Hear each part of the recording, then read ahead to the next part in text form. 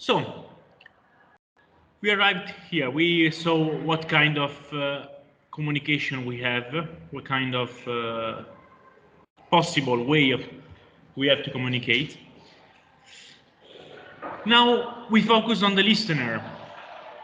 In the video we watched at the beginning, there was a difference between active listening and passive listening.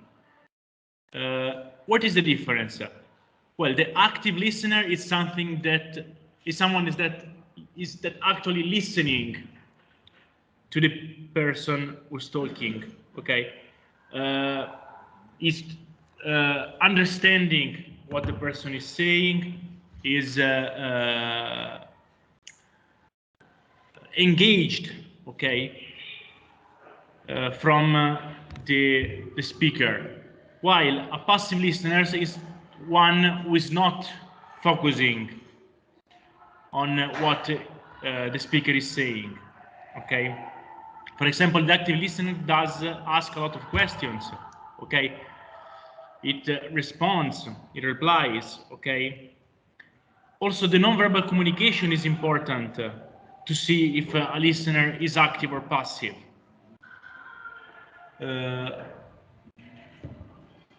A passive listener instead is someone who doesn't listen really. He doesn't reply, is not concentrated, is not focused on what he's saying. And this could be a problem because an active listener is one who actually understands the message, understands what the people are saying. While a passive listener is not sure that he's understanding. Let's have a look at this video.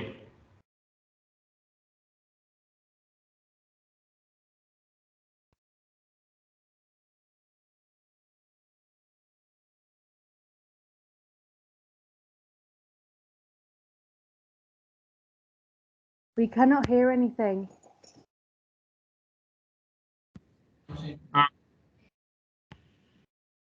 Sorry.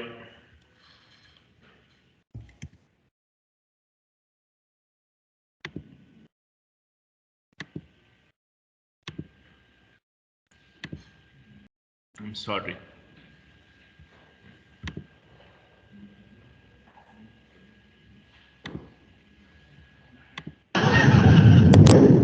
First, there was PlayStation, aka PS1. Then there's PS2, PS3, and now PS4. And that makes sense. You'd think after Xbox, there'd be Xbox 2. But no. Next came Xbox 360. And now, after 360, comes Xbox One. Why one?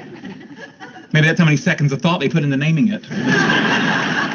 Can you get the butter, please? Yeah. However, with the Xbox One, I can control my entire entertainment system using voice commands. Up until now, I've had to use Leonard. Then get the other one. Pass the butter. Hang on.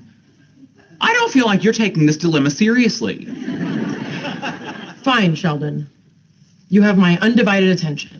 Okay, now, the PS4 is more angular and sleek looking. No way! It's true, but the larger size of the Xbox One may keep it from overheating. You wouldn't want your gaming system to overheat? No, well, you absolutely would not. And furthermore, the Xbox One now comes with a Kinect included. Included? Yes. Not sold separately. Although the PS4 uses cool new GDDR5 RAM, while the Xbox One is still using the conventional DDR3 memory. Why would they still be using DDR3? Are they nuts? See, that's what I thought. But then they go and throw in an ES RAM buffer. Oh, wait a second. Who's they? The Xbox. You're kidding! No, I am not. And this ES RAM buffer should totally bridge the 100 gigabit per second bandwidth gap between the two RAM types. This is a nightmare. How will you ever make a decision? You see, I don't know. What should I do? Please pass the butter!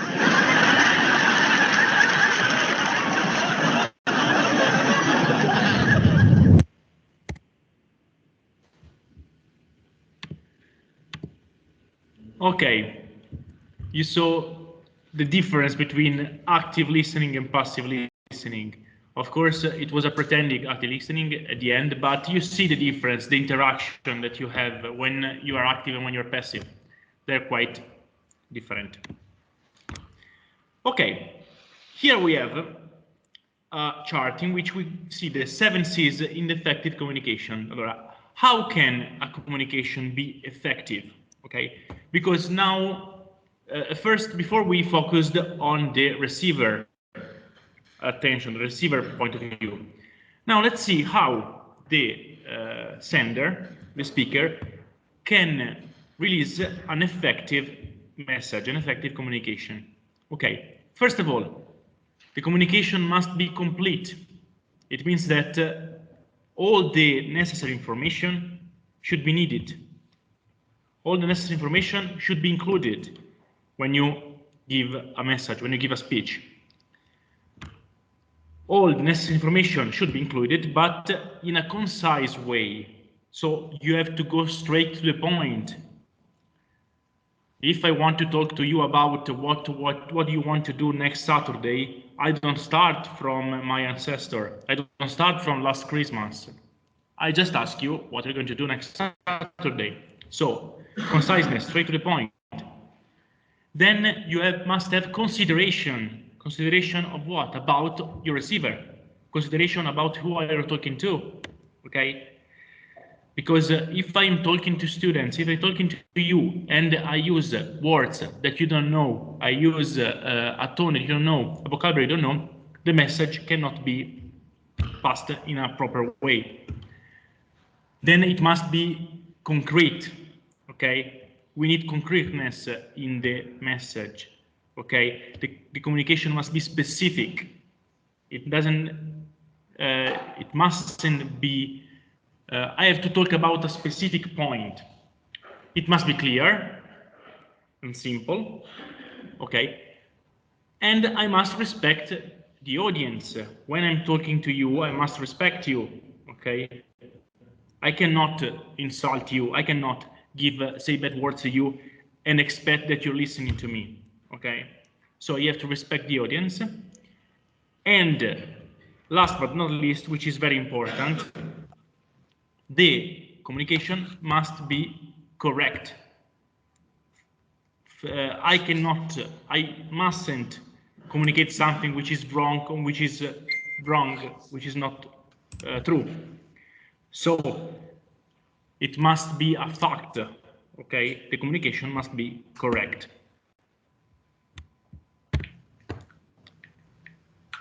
What are the barriers that we have to communication? Okay, the first one we saw before, which is the emotional state, the attitude, okay, of people in their emotional state. If I was in the traffic, I had a crash, I had a bad day, probably my emotional state is... Sorry?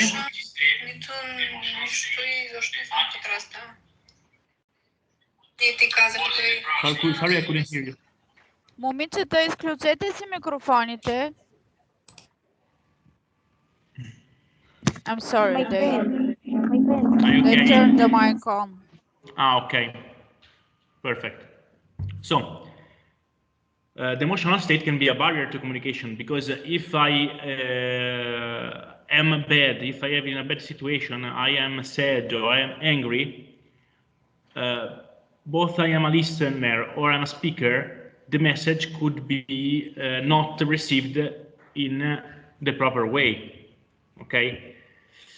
Also, the environment can be a barrier, okay?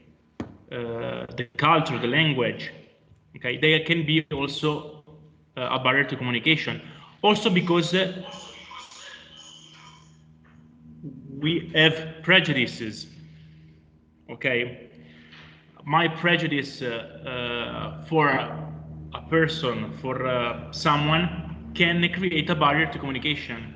Maybe I'm not listening to the people or the person who is talking because I have a prejudice on his person, okay?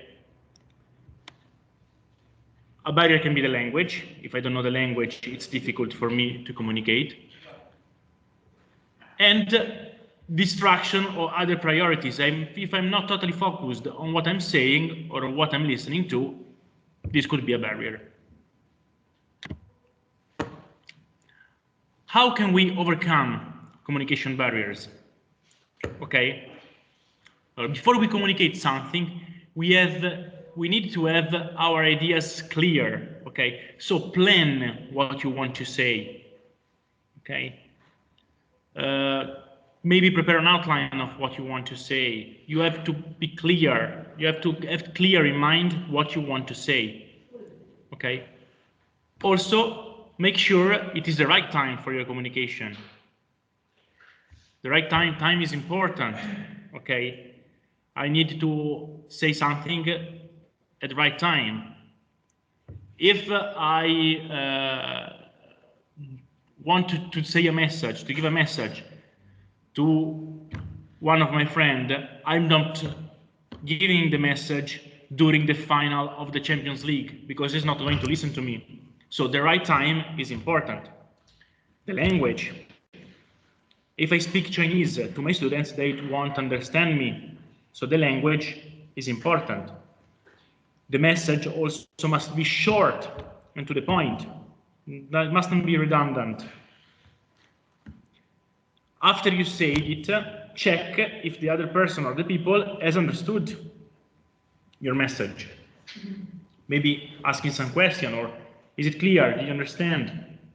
Okay. Body language, we saw it's important. Tone and content of the message are important as well.